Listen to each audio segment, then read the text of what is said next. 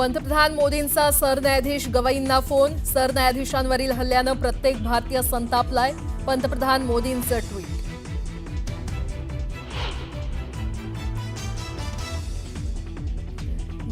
Builder lobby Thane मनपा चालवतोय म्हणत मंत्री गणेश नाईकांचा पुन्हा उपमुख्यमंत्री शिंदेंवर निशाणा. तर नाईकांचं वय झालंय म्हणत खासदार श्रीकांत शिंदेंचा पलटवार.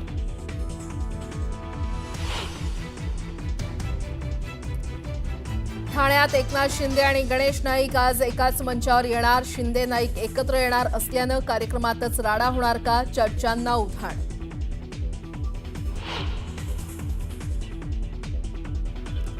नारायण राणेंनी घेतली मुख्यमंत्र्यांची भेट. राणेंनी राजन तेलींची तक्रार केल्याची चर्चा.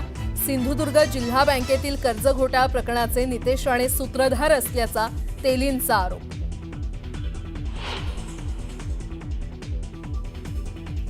मांजरा धरणाचे दरवाजे उघडल्यानं तेरणा नदीला पूर. निलंगा तालुक्यातील नदीकाठच्या गावांना सतर्कतेचा इशारा.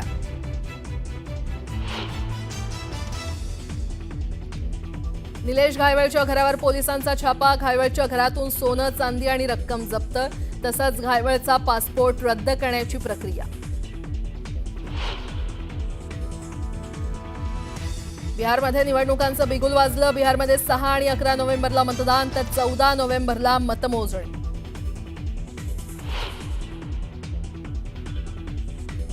काश्मीर आणि उत्तराखंडच्या अनेक भागात बर्फवृष्टी. बर्फवृष्टीमुळे उत्तर भारतातल्या तापमानात घट. मुंबई महापालिका निवडणूक जानेवारीमध्ये होण्याची शक्यता आहे. प्रभाग रचना अंतिम करण्यात आलेली आहे. ऑक्टोबर अखेरपर्यंत प्रभाग आरक्षण जाहीर होणार आहे. आगामी पालिका निवडणुकीमध्ये स्वबळावर लढणार असल्याची भूमिका प्रकाश आंबेडकर यांनी मांडलेली आहे. तर मत विभाजनाचा फायदा घेणं गरजेचं असल्याचंही ते म्हटलंय.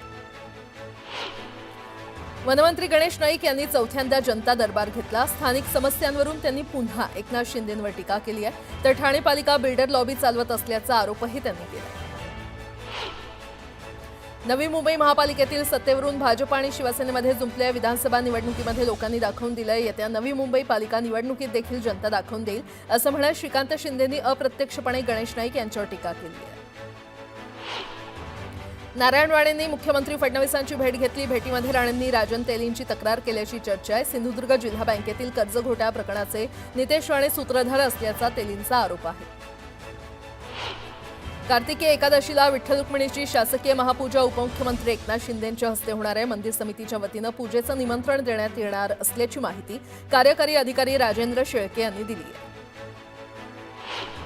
उद्धव ठाकरेंनी पंतप्रधान मोदींना पत्र लिहिलंय. शेतकऱ्यांना हेक्टरी 50,000 रुपये किंवा कर्जमाफी देण्याची मागणी त्यांनी पत्रातून केली आहे. निलेश घायवळच्या घरावर पोलिसांनी धाड टाकली. घायवळच्या घरातून सोनं, चांदी आणि रक्कम जप्त करण्यात आली आहे. तसंच घायवळचा पासपोर्ट रद्द करण्याची प्रक्रिया सुरू असल्याची माहिती समोर आली. नाशिक शहरातील खड्ड्यांवरून उपमुख्यमंत्री एकनाथ शिंदेंनी संताप व्यक्त केला. यावेळी कार्यकर्ता मेळाव्यामध्ये एकनाथ शिंदेंनी नाशिक महानगरपालिकेच्या अधिकाऱ्यांना तंबी दिली आहे. मनमानी चालणार नसल्याचा इशारा शिंदेंनी अधिकाऱ्यांना दिला. चंद्रकांत पाटलांनी उपेंद्र कोठेकर यांची भेट घेतली. यावेळी रवींद्र धंगेकरांच्या आरोपांवर चंद्रकांत पाटलांनी बोलणं टाळलं. छत्रपती संभाजीनगरमध्ये महानगरपालिका शाळांमध्ये इस्कॉन संस्थेमार्फत दिल्या जाणाऱ्या जेवणाची पालकमंत्री संजय शिरसाट यांनी पाहणी केली. यावेळी त्यांनी विद्यार्थ्यांसोबत जेवणाचा आस्वाद घेतला आणि जेवणानंतर त्यांनी कौतुकही केलं.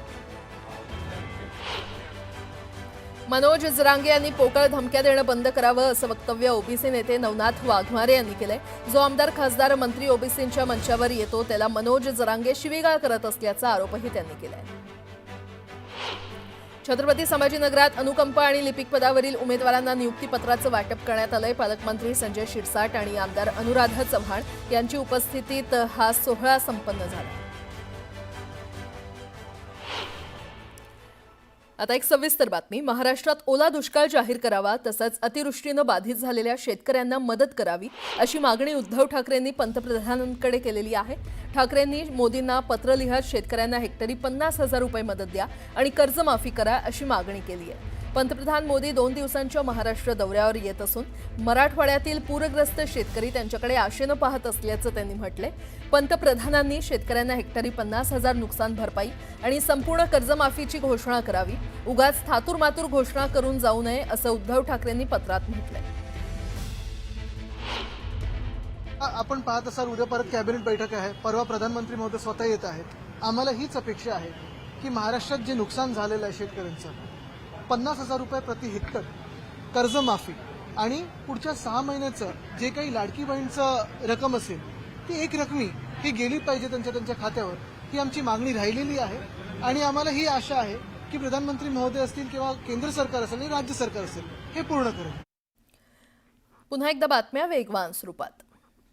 अतिवृष्टी झाली हे निश्चित करण्यासाठीचे जे निकष आहेत त्यांच्या पलीकडे जाऊन राज्य सरकार मराठवाडा आणि राज्यातील अन्य भागांमध्ये पूरग्रस्तांना मदत जाहीर करण्याची शक्यता आहे. यासह मदतीचे विविध निकष बदलण्याबाबतचा प्रस्ताव मदत आणि पुनर्वसन विभागानं तयार केले असून राज्य मंत्रिमंडळाच्या बैठकीत त्याबाबत काय निर्णय होणार याविषयी उत्सुकता आहे. गोंदिया शहरात आदिवासी समाजाकडून आक्रोश मोर्चा काढण्यात आला. या मोर्चामध्ये आदिवासी महिलांनी मोठ्या संख्येनं सहभाग घेतला. एसटीतून अन्य कोणत्याही समाजाला आरक्षण देण्यास आदिवासी समाजानं विरोध केलाय. लातूरमध्ये बंजारा समाजाचा अनुसूचित जमातीमध्ये समाविष्ट करण्याच्या मागणीसाठी विराट जन आक्रोश मोर्चा काढण्यात आला. लातूर शहरातील छत्रपती शिवाजी महाराज चौक ते नियोजित वसंतराव चौक ते जुने जिल्हाधिकारी कार्यालयावर हा मोर्चा धडकला. लातूर जिल्ह्यातून वाहणाऱ्या मांजरा नदीला पुन्हा एकदा पूर आलाय. निलंगा तालुक्यातील औराद वांजरखेडा आणि औराद हालसी तुगाव इथल्या पुलावर पाणी वाहत असल्यामुळे मार्गावरील वाहतूक काही काळ बंद ठेवण्यात आली होती. मांजरा धरणाचे दरवाजे उघडण्यात आल्यानं मांजरा नदीकाठी पूरस्थिती निर्माण झाली. यंदा पावसानं धो हजेरी लावली आणि जून आणि जुलै महिन्यात बरसलेल्या सरासरी पावसानं ऑगस्ट आणि सप्टेंबर महिन्यात मुंबईची अक्षरशः तुंबई केली. विशेषतः 4 महिन्यांपैकी ऑगस्टमध्ये सर्वाधिक 1184 मिलीमीटर इतक्या पावसाची नोंद झाली. 4 महिन्यात मुंबईत एकूण 3112 मिलीमीटर इतका पाऊस पडला. जळगावमध्ये सततच्या पावसामुळे गिरणा नदीला पूर आला होता. पुरामुळे शेतजमिनी पाण्याखाली गेलेल्या आहेत. यात तुरीचं मोठं नुकसान झालंय. आव्हानं शिवारातील शेतकऱ्यांचं 1.5 लाखांचं नुकसान झालंय. रद्द केलेल्या मद्य परवान्यांसंदर्भात दाखल केलेला गुन्हा रद्द करण्यासाठी IRS अधिकारी समीर वानखेडे यांनी मुंबई उच्च न्यायालयामध्ये याचिका दाखल केली आहे. या पार्श्वभूमीवर मुंबई उच्च न्यायालयानं महाराष्ट्र उत्पादन शुल्क विभागाच्या संबंधित निरीक्षकाला नव्यानं नोटीस बजावली आहे. ताडदेवमध्ये म्हाडाची 4 घरं असून या घरांची किंमत प्रत्येकी तब्बल 6 ते 7 कोटी आहे. म्हाडानं 2 वेळा या घरांचा लॉटरीमध्ये समावेश केला. मात्र या घरांना प्रतिसादच मिळत नसल्याचं चित्र आहे. त्यामुळे आता ही घरं ओपन टू ऑलनुसार थेट विकली जाणार आहेत. तरीही अशीच परिस्थिती राहिली तर मात्र ही घरं भाड्यानं देण्याचा निर्णय म्हाडानं घेतलाय. राज्यातील हळदीच्या बाजारपेठेमध्ये गेल्या आठवड्याच्या तुलनेत आवक वाढल्याचं चित्र आहे. राष्ट्रीय पातळीवर हळदीची आवक 13.93% तर महाराष्ट्रात 14.8% वाढली आहे. गेल्या आठवड्यात बाजारातील हळदीची सरासरी किंमत प्रति क्विंटल 10,799 इतकी होती. सोन्याच्या किमतीनं विक्रमी झेप घेतली आहे. दिल्लीच्या बाजारात 10 ग्रॅम सोन्याचा दर तब्बल 2,700 रुपयांनी वाढून 1,23,300 रुपयांवर पोहोचलाय. हा आतापर्यंतचा सर्वाधिक दर आहे. तर चांदी प्रति किलो 1,57,400 रुपयांवर पोहोचली आहे. ड्रायव्हर अपहरण प्रकरणी मनोरमा खेडकर नवी मुंबईतल्या रबाळे पोलीस ठाण्यात चौकशीसाठी हजर झाल्या होत्या. त्यांची तब्बल 1 तास चौकशी करण्यात आली. खेडकरांच्या जामिनावर पुढील सुनावणी 13 ऑक्टोबरला होणार आहे. विद्यार्थ्यांच्या दैनंदिन हजेरीमध्ये 45,000 शाळा मागे असल्याचं समोर आलं. शिक्षण विभागानं राज्यातील सर्व शाळांमध्ये विद्यार्थ्यांच्या रोजच्या हजेरीसाठी स्मार्ट चॅटबॉट उपलब्ध करून दिलाय. तरीही विद्यार्थ्यांची ऑनलाईन नोंदणी वेगानं होत नाहीये. धुळ्यात कोजागिरी पौर्णिमेनिमित्त खानदेश कुलस्वामिनी आदिशक्ती एकविरा देवीचा विशेष शृंगार करण्यात आलाय. मातेच्या दर्शनासाठी भक्तांनी मोठी गर्दी केली आहे. डोंबिवलीमध्ये सर्पदंशानं दोघांचा मृत्यू झाल्याची घटना समोर आली आहे. मुलगी आणि मावशी या दोघांच्या मृत्यूप्रकरणी कल्याण डोंबिवली महापालिकेच्या शास्त्रीनगर रुग्णालयातील डॉक्टर संजय जाधव यांना निलंबित करण्यात आलं. जळगावच्या पाचोरा तालुक्यात अतिवृष्टीमुळे ओढे नाले आणि नद्या दुथडी भरून वाहत असल्यानं अनेक शेतकऱ्यांच्या जमिनी खरडून गेल्यात. अतिवृष्टीग्रस्त भागांची पाहणी करण्यासाठी महाराष्ट्र प्रदेश काँग्रेस कमिटीनं समिती गठीत केली आहे. खासदार शोभा बच्छाव यांनी या भागाची पाहणी करत मदतीसाठी केंद्राकडे पाठपुरावा करण्याचं आश्वासन दिलं.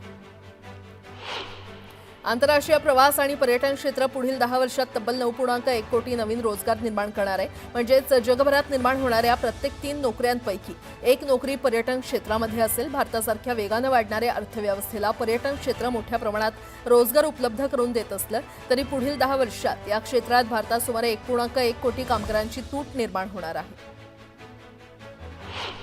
या आठवड्यात भारतीय शेअर बाजारात आयपीओंचा पूर येणार आहे आणि या आठवड्यात तब्बल 28 कंपन्या शेअर बाजारात लिस्ट होणार आहेत. आयपीओमधून या आठवड्यात अंदाजे 29,000 कोटी रुपये निधी कंपन्या उभारणार आहेत. या आठवड्यात तब्बल 28 कंपन्या शेअर बाजारामध्ये लिस्ट होणार आहेत.